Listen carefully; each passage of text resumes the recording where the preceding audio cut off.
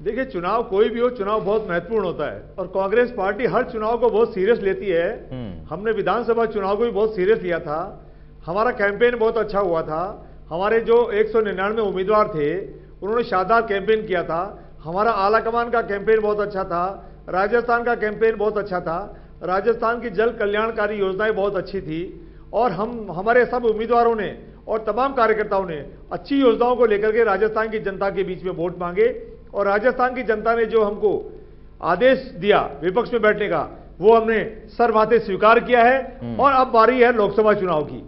मैं आपको निवेदन करना चाहता हूं कि लोकसभा चुनाव में भारतीय जनता पार्टी को कांग्रेस पार्टी विपक्ष में रहते हुए भी राजस्थान में चने चबा देगी, इस बात का मुझे भरोसा है।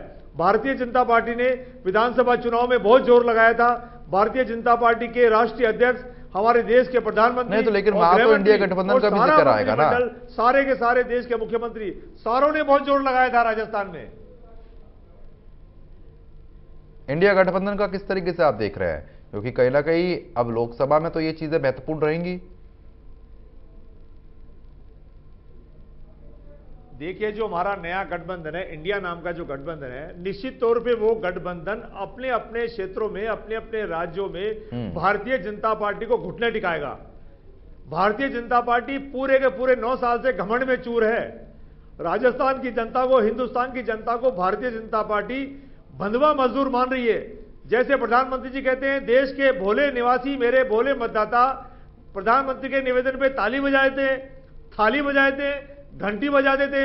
तो हम तो भारत के प्रधानमंत्री जी को फॉलो कर रहे हैं, लेकिन भारत के नहीं, अगर इतने ही मतदाता मासूम होते तो 3 प्रदेशों में कैसे जीत मिल जाती लगातार। आप यही तो देखिए ना, राहत बिल्कुल नहीं दे रहे हैं। मध्य प्रदेश में कांग्रेस माफ कीजिए बीजेपी रिपीट हो गई, राजस्थान की बात करते हैं, छत्तीसगढ़ की बात करते हैं, आप लोग थे, लेकिन दोनों जगह भारतीय जनता पार्टी आ गई। अगर इतनी ही मजदूरी कराई गई होती लोगों से तो फिर आखिरकार वोट क्यों देती जनता।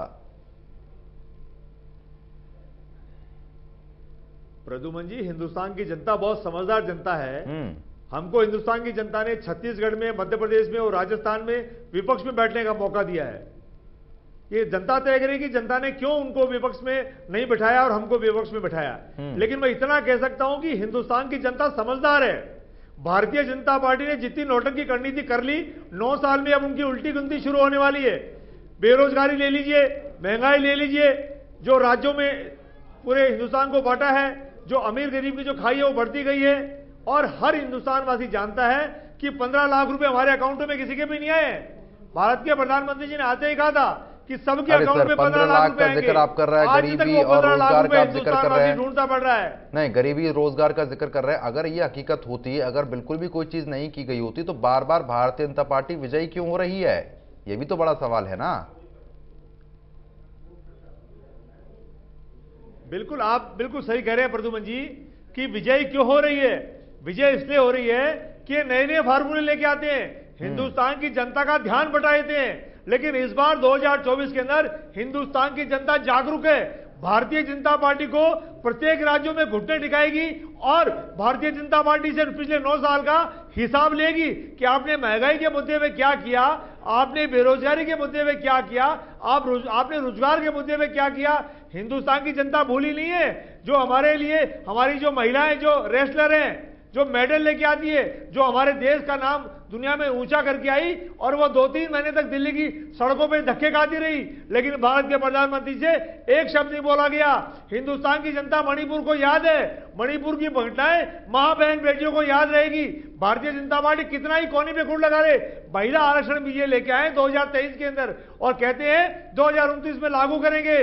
तो हिंदुस्तान का नौजवान, हिंदुस्तान की महिलाएं सब जानती है मोदी जी के जितनी भी नौटंकियां हैं, पूरी भारतीय जनता पार्टी की जितनी भी नौटंकियां हैं, हिंदुस्तान का तमाम तबका जानता है। और निश्चित तौर पे 2024 के अंदर भारतीय जनता पार्टी को हमारा जो नया गठबंधन, इंडिया नाम का गठबंधन, अपने अपने इलाकों में भारतीय जनता पार्टी के घुटने टिकाएगा। अब मास्टर प्लान कैसे तैयार हो रहा है कांग्रेस का?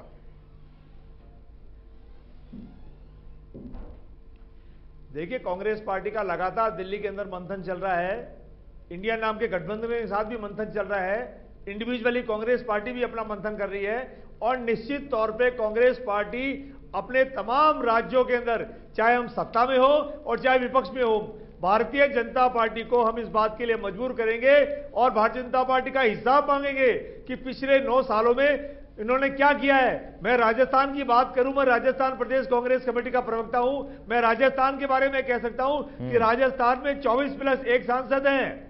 एक सांसद को तो प्रद्युमन जी इन्होंने पहले ही बाहर कर दिया था, अब बचे 24 में से इन्होंने 7 सांसदों को अभी विधानसभा चुनाव में उतारा है, जिसमें से 4 की तो इन्होंने हमारे राजस्थान वासियों ने छुट्टी कर दी है। अब बचे 3 सांसद इनके जीत के आए। तो भारतीय जनता पार्टी को राजस्थान की जनता ने 25 सांसद इसलिए दिए थे कि वो लोकसभा में जाएंगे और कांग्रेस की सरकार के साथ तालमेल बैठा करके और राजस्थान की बेहतर सेवा करेंगे। ऐसा ना करने की बजाय कोई तो संजीव घोटाले में व्यस्त रहे और कोई प्रधानमंत्री जी की बटरिंग करने में व्यस्त रहे। उसका परिणाम यह हुआ कि राजस्थान का विकास दिल्ली के माध्यम से नहीं हुआ। ये तो राजस्थान के लोकप्रिय मुख्यमंत्री अशोक गहलोत जी थे जिन्होंने अपनी जिद पर अड़े रहे और राजस्थान का विकास, चाहे वो महंगाई के मामले में हो, चाहे सड़कों के माध्यम से हो, चाहे अन्य मामले में हो, पानी, बिजली, शिक्षा, चिकित्सा, सब मामलों में अशोक गहलोत जी लगातार विकास करते रहे। लेकिन राजस्थान की सरकार को केंद्र की सरकार ने कोई मदद नहीं करी और हमारे जो 25 सांसद हैं, 25 के 25 सांसद लोकसभा के अंदर केवल मूक दशम बन के बैठे रहे। प्रधानमंत्री जी के सामने उनसे एक शब्द नहीं बोला गया। प्रद्युमन जी, राजस्थान की सबसे बड़ी समस्या है पानी की। राजस्थान के 13 जिलों का किसान जिसका कंठ आज भी सूखा है, पानी मांगते रह गए। ईआरसीबी का पानी भारत के प्रधानमंत्री जी की घोषणा के बाद और राजस्थान से इनके जल संसाधन मंत्री जोधपुर से सांसद आते हैं, उसके बावजूद भी इन्होंने 13 जिलों के किसान का कंठ गीला नहीं किया। 13 जिलों का खेत आज भी सूखा है। राजस्थान के पूर्व मुख्यमंत्री अशोक गहलोत जी ने जिद की कि मैं ईआरसीबी का पानी लेकर लाऊंगा, पानी लेकर रहूंगा। लेकिन गजेंद्र सिंह शेखावत जी इस बात पे अड़े रहे कि जब तक डबल इंजन की सरकार नहीं करोगे राजस्थान में पानी ईआरसीबी का नहीं आएगा, ईआरसीबी को राष्ट्रीय परियोजना घोषित नहीं करेंगे। मैं आपके चैनल पे कहना चाहता हूं, अब डबल इंजन की सरकार आ गई है, अब अतिशीघ्र आप ईआरसीबी राजस्थान में लागू करें। हम सत्ता में रहे नहीं रहे इस बात का कोई गम नहीं है, लेकिन हम चाहते हैं कि राजस्थान में ईआरसीबी का पानी मिलना चाहिए। 13 जिलों का किसान और खेत पानी मांग रहा है। हम पानी की डिमांड लगातार करते आए हैं और भारतीय जनता पार्टी को जब तक हम नाक में चने चबाते रहेंगे जब तक वो ईआरसीबी का पानी राजस्थान को नहीं लाके देते। ठीक है, अब देखिए वो तो वक्त बताएगा कि आखिरकार होना क्या है, लेकिन जिस तरीके से विकसित भारत